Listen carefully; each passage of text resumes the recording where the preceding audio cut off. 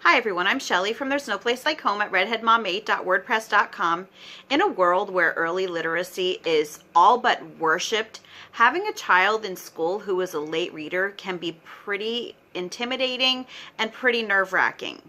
So today I thought that as a homeschool mom, I was going to address the topic of late readers because it really is different when it comes to homeschooling and late readers.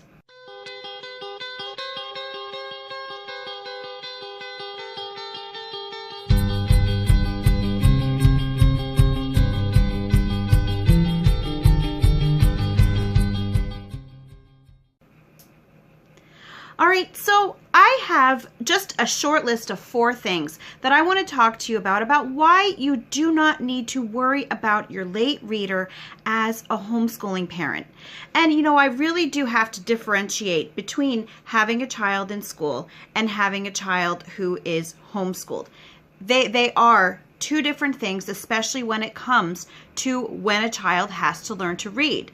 That timeline for when kids should be reading by really helps out in a school situation, but it is not something that is written in stone for a homeschool setting. So the very first thing that I want to encourage you about is that kids develop at their own pace.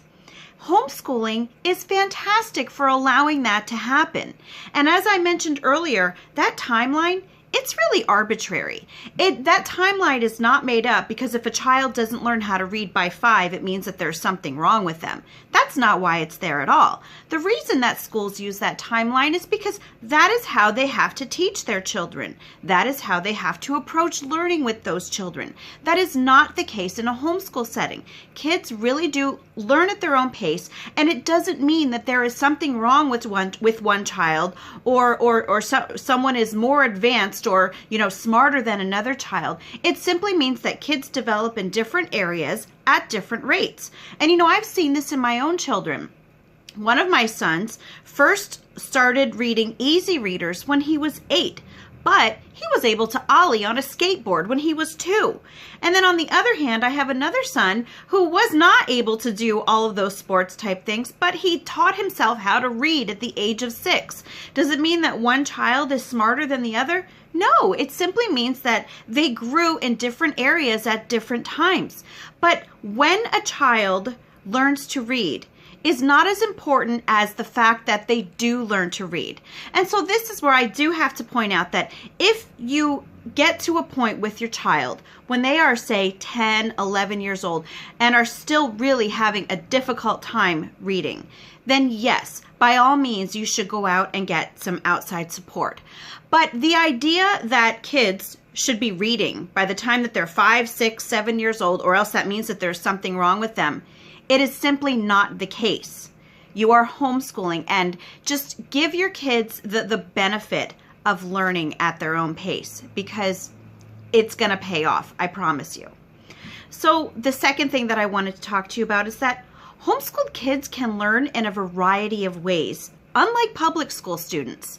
And I mentioned this earlier, the reason that timeline is so important in a public school setting is because the public school method is completely focused on textbooks. And it's like that from kindergarten all the way up throughout 12th grade. Everything that they do basically comes out of a textbook. And so yeah, when kids are late readers, that does make it more difficult for them. So what ends up happening to those kids? A lot of times they end up with learning support, then they get stigmatized, and I've had kids that had this happen to them, so I am speaking from experience.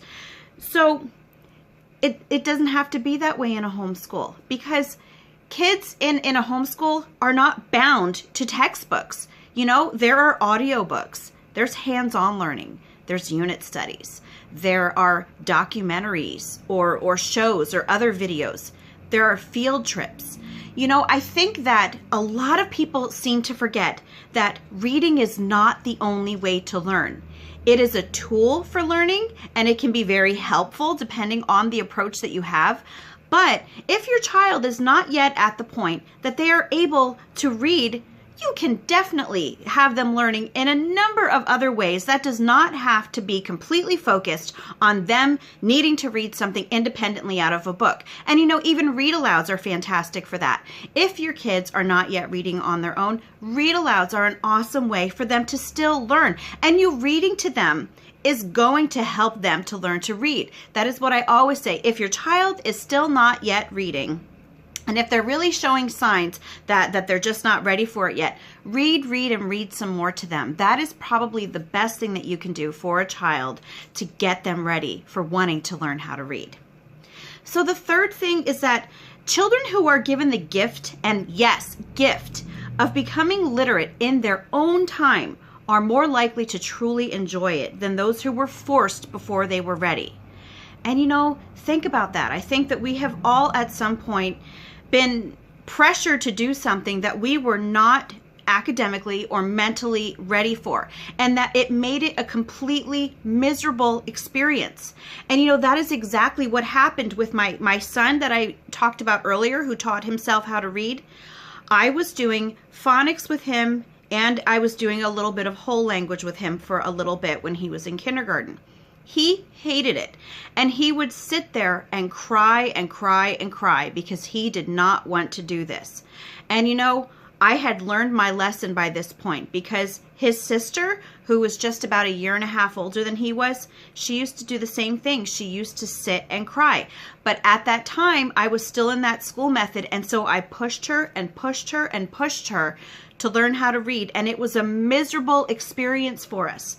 So when I found that my son was having the same reaction, I was not about to repeat the same thing again. So I just stopped all of those lessons. I stopped the phonics lessons. I stopped pressuring him. I didn't do anything that way. Now, I'm not going to say I didn't do any learning with him. Of course, he was doing other sorts of activities with me, but I did not focus on those phonics or reading for a good month. And I found him up in his room the one day reading a book to himself. He was ready. He pretty much taught himself how to read. I was not doing anything with him. And before that, he hadn't really learned that many phonics skills because he was so miserable the whole time. I know that he wasn't retaining any of that. So you just have to really keep that in mind.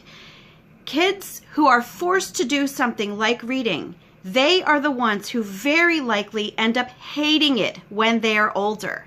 And just today I took some of my kids to the library because we're starting school again on Monday after our Christmas and New Year's and Thanksgiving break.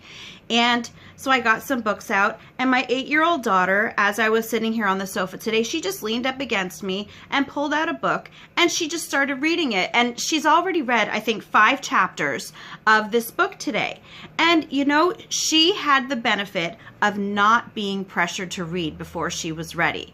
She was able to leisurely just ease into the reading process. And there's such a huge difference in watching my kids who were either in school or who were pressured by me to learn to read before they were ready, and to just kind of seeing them battle it out, that they don't really want to read very much. And then to see my kids who had that gift that I was talking about of just moving into it in their own time. And it's something that they really enjoy and something that they want to do.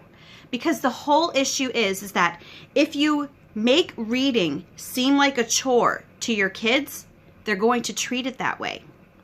So of course, you can't pressure kids to do something like this and make it miserable and then think that they're going to enjoy it and want to choose to do it in their spare time. Kids are not going to read for pleasure if they have been brought up to think that it's a chore. So just really keep that in mind. And at this point, I really do want to mention that we homeschoolers talk about kids learning at their own pace all the time. And I think that it's something that we parents know. Instinctively, we know that kids learn at their own pace. And we're very happy to say that homeschooling affords that flexibility. But it can be very, very easy to start pressuring your kids to follow that timeline, even when you know that kids do better following their own pace. You can really start to feel that pressure, and you can start to see that kids who are in school, who are your children's ages, are reading, and you start thinking, well, my kids should do this too. Don't let that happen. You really need to just remember why you're homeschooling. And, I don't know why each and every person who watches my videos homeschools, but I think that a lot of you are doing it because you realize that the school method doesn't really work, or it wasn't good for your particular child while they were there. So don't replicate it. And you know what? This brings me to my last point that I want to make with you. And that is this, and I have mentioned this before a few times. As an adult, no one will care how old your child was when they learned how to read. It's not going to come up at a job interview. They're not going to ask the question on a college application. It's not going to be like an essay question that they have to write about their experience of how old they were when they learned how to read. Your kids, when they become older, when they become adults, if they apply for a business license for something, they're not going to be turned down because they weren't reading by the time they were 5. It doesn't come up. It literally doesn't come up unless it is just parents like you and I who are educating our kids and just start talking about this. Well, I learned to read here and I learned to read at this point. But it's nothing that actually has any sort of importance.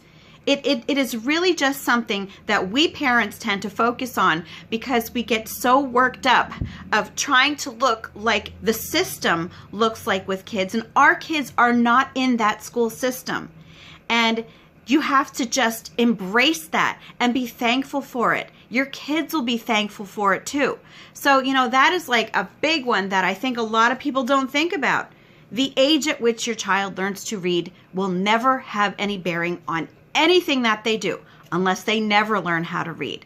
And what are the chances of that even happening? Not very good. So remember that. Keep that in mind as you are working through your own fears of dealing with a child that seems like they might be a late reader. And I even hesitate to use that term. I only use that term because I know that society looks at kids as they should know how to do this at this age and this at this age. So when I say late reader, I'm referring to kids who are like 7 or 8 years old because that's how society would see them. But that's not how you have to see them. Your child will learn when they are ready.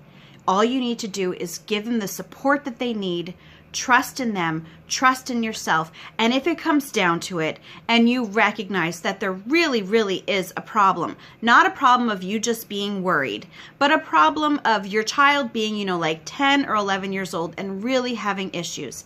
But just trust your instincts, trust your child. They'll learn to read. And that's all that I have for you today. If you like this video, give it a thumbs up. If you haven't subscribed yet and would like to hear more of what I have to say, I would love if you would do that. If you have any questions or comments, you can leave one down below. And if you like my work, I encourage you to check out my Patreon page and see what I have for you there. And I hope you have a great day.